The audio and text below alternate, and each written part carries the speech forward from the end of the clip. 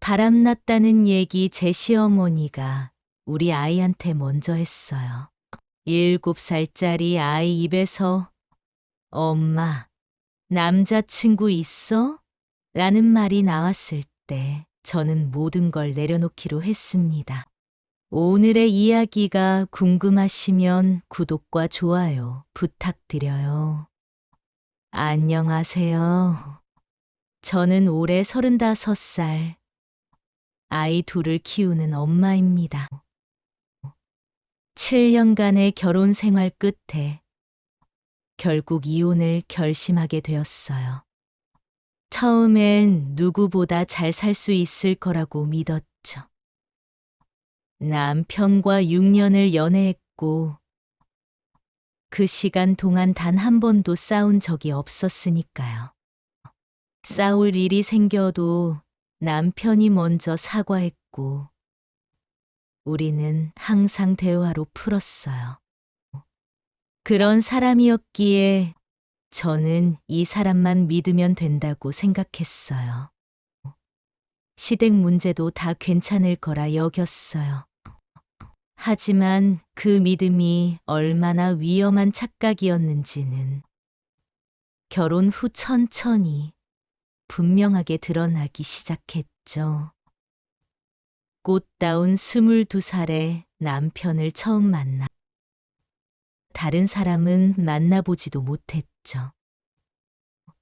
그렇게 28살에 결혼을 했네요. 연애 때는 친구들 모두가 임무와 말할 정도로 참 착한 사람이었어요. 그리고 저 하나만 바라보는 사람이었고요. 6년을 만났지만 서로 크게 싸운 적도 없었고, 싸울 만한 일이 생기면 남편이 본인 잘못부터 이야기하며 항상 대화로 풀었거든요. 그래서 서로 얼굴 붉힌 적 없이 정말 예쁘게만 연애를 했어요. 연애할 때도 부모님께 잘하는 모습이 오히려 보기 좋았어요.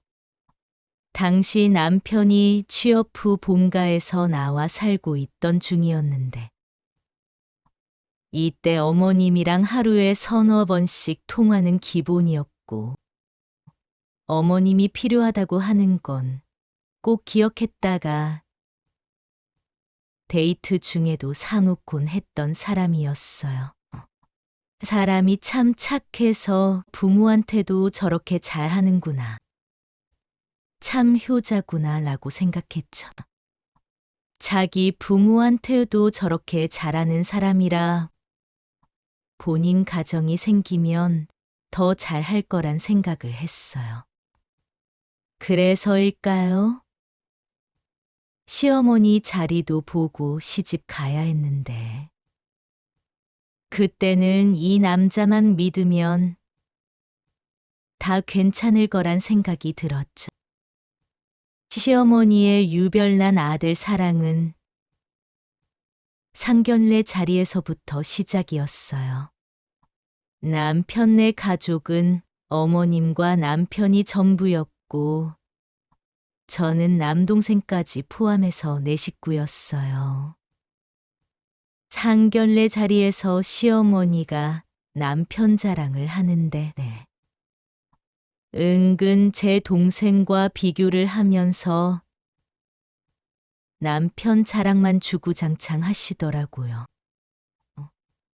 우리 준석이는 25살 때 졸업하자마자 대기업으로 취업을 했잖아요. 대기업 들어가기 어디 쉽나요? 저희 준석이 정도 되니까 바로 들어갔죠.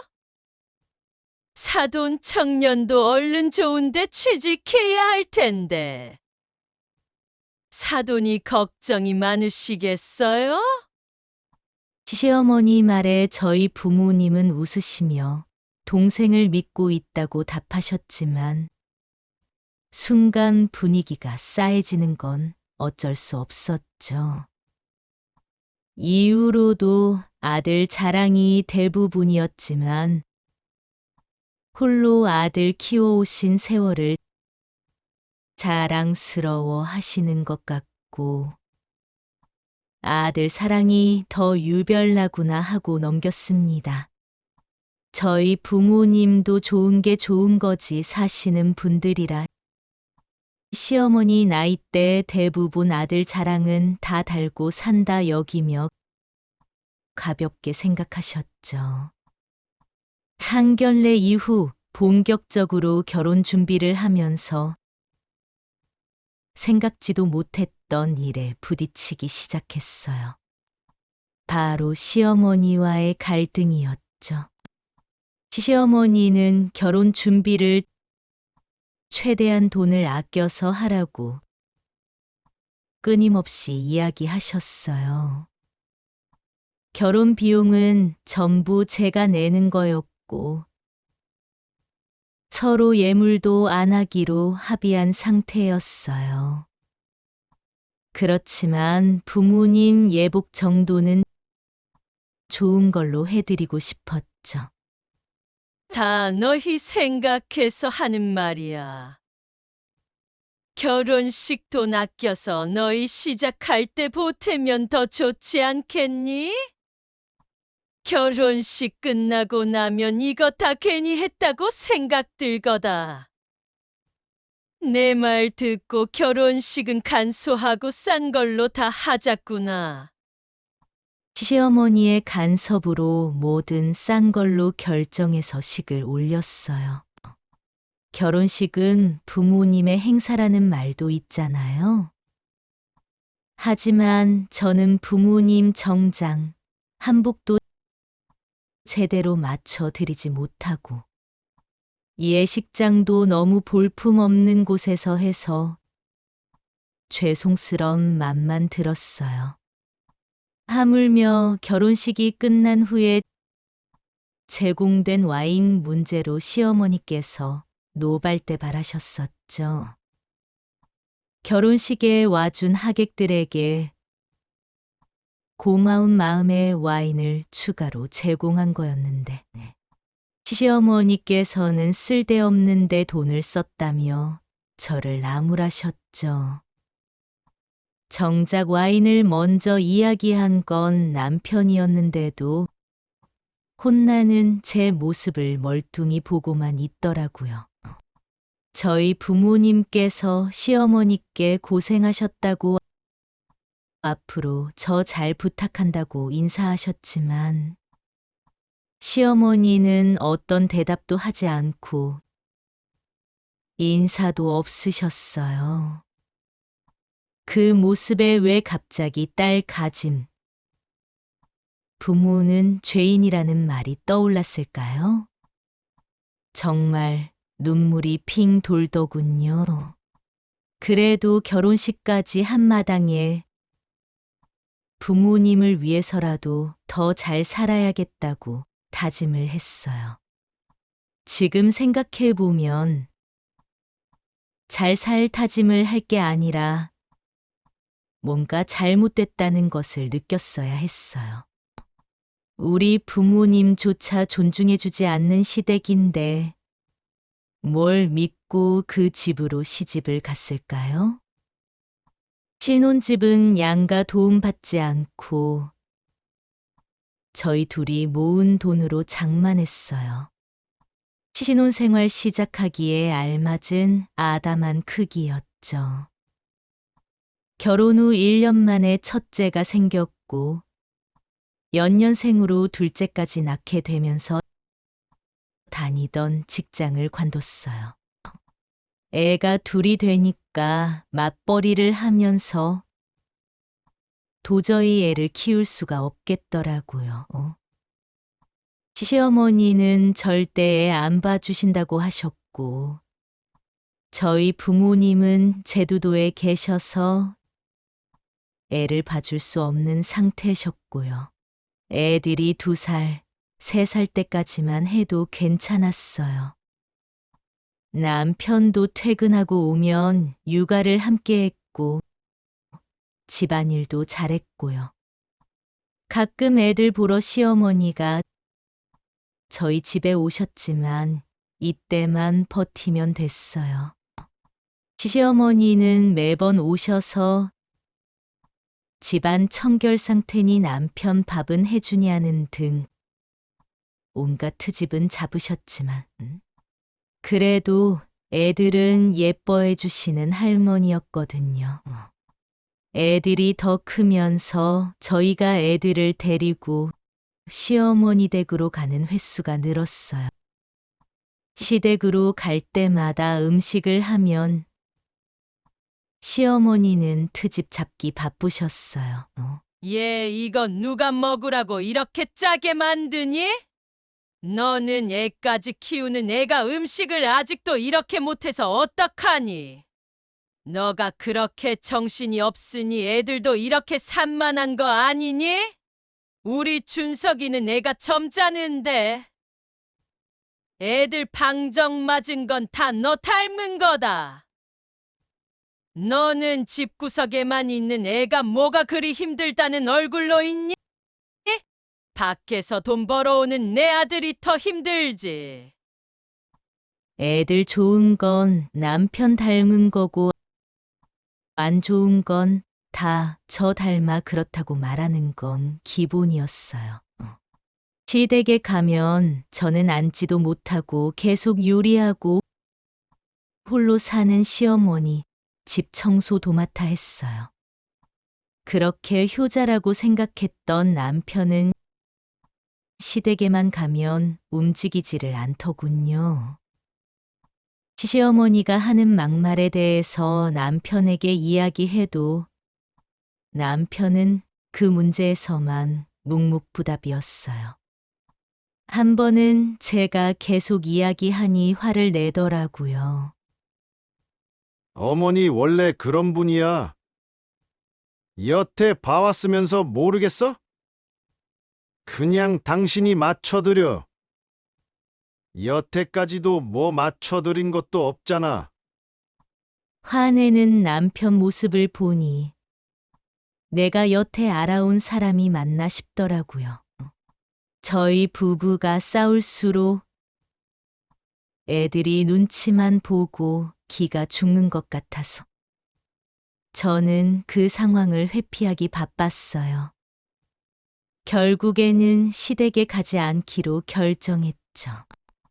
당연히 남편하고 대화도 사라졌고요. 시댁에는 애들하고 남편만 갔는데 그러다 일이 터진 거죠. 추석이라 명절 전날부터 남편하고 애들은 시댁으로 가 있고 저는 집에서 혼자 시간을 보내고 있었어요.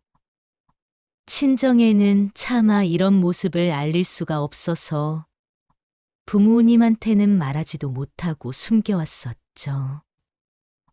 명절 다음 날에나 남편과 애들이 돌아오면 친정으로 함께 이동했거든요. 시어머니는 제가 친정으로 가는 것도 그렇게 눈치를 주셨었어요.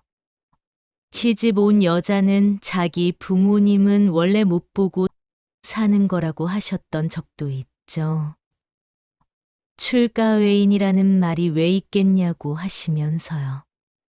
그 말을 들었을 때는 서러워서 밤새 남몰래 울었던 적도 있네요. 하지만 시댁에 가지 않은 뒤로는 시어머니와 부딪히지 않으니 그럭저럭 지낼만 했어요. 어느 날 시댁으로 갔던 남편하고 애들이 돌아왔는데 애들이 하는 말이 이상한 거예요. 엄마, 밖에 남자친구 있어? 그래서 우리랑 같이 할머니 집 안 가는 거야? 저는 7살짜리 아이가 갑자기 저렇게 물어보는 게 너무 이상했어요. 그게 무슨 말이야? 엄마가 남자친구가 있다니? 할머니가 엄마 남자 있어서 안 오는 거 아니냐고 우리한테 남자친구 본 적 없냐고 막 물어봤어. 이야기를 듣자마자 너무 황당했어요. 도대체 시어머니는 무슨 생각으로 애들한테 그런 질문을 했을까요? 그래서 이게 무슨 소리인지 남편한테 따져 물었더니 시어머니가 저 바람난 거 아니냐고 물어보셨다고 하네요. 밖에서 정분 난 거 아닌 이상 지가 뭔데 어디 하늘같이 시집에 안 오냐고요. 남편 이야기를 듣자마자 참고 있던 저도 폭발했습니다. 남편한테 시어머니가 그런 이야기 할 동안 뭐하고 있었냐고 따져 물어보니 아무 대답은 못하고 오히려 적반하장으로 큰 소리 치더군요.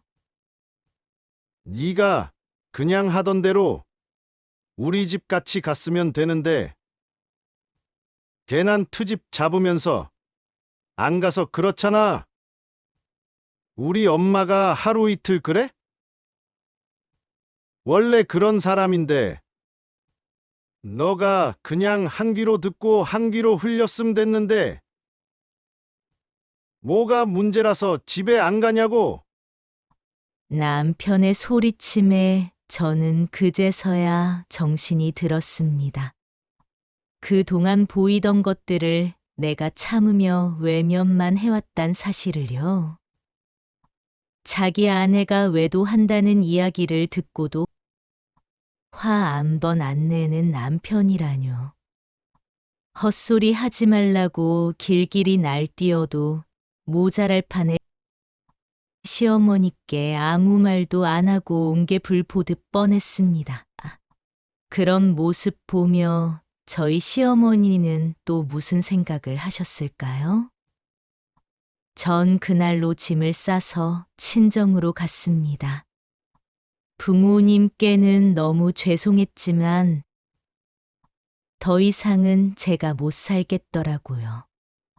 짐 한 보따리를 싸들고 온 저를 본 부모님은 놀라셨지만 그동안 사정을 이야기하니 친정엄마가 고생했다며 꼭 안아주셨어요.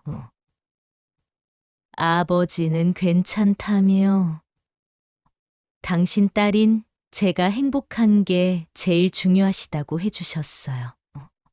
부모님에게 다 털어놓고 나니 그동안 왜 참아왔나 싶더라고요. 진짜 날 걱정해주고 내 편은 부모님이었는데 말이죠. 남편이 그날 저녁 저를 찾으러 왔지만 결국 돌아가야 했습니다. 아버지께서 정말 화가 많이 나셨거든요. 당신 딸이 여태 남의 집 식모살이나 했다고 생각하신 것 같았어요. 그 뒤로 저는 남편에게 이혼을 요청했지만 남편은 무슨 이혼이냐며 화를 냈죠. 일도 안 하는 너가 경제력이 없는데 애들 키울 수 있을 것 같아? 양육권도 못 가져갈 주제에 무슨 이혼이야? 이번 일은 내가 덮고 넘어가 줄 테니까 그냥 집으로 들어와. 엄마도 너한테 미안하다고 사과한대. 그냥 지나가자. 시어머니가 제게 사과를 한다니 지나가던 개가 웃을 일이죠. 실은 저도 양육권 부분이 제일 고민이 컸어요. 제가 일을 관둔 지 꽤 돼서 새로 일을 구하는 게 쉽지 않을 거라고 생각하긴 했거든요. 당장 돈벌이도 못하는데 애들을 제가 데려올 수 있는 확률도 낮고요.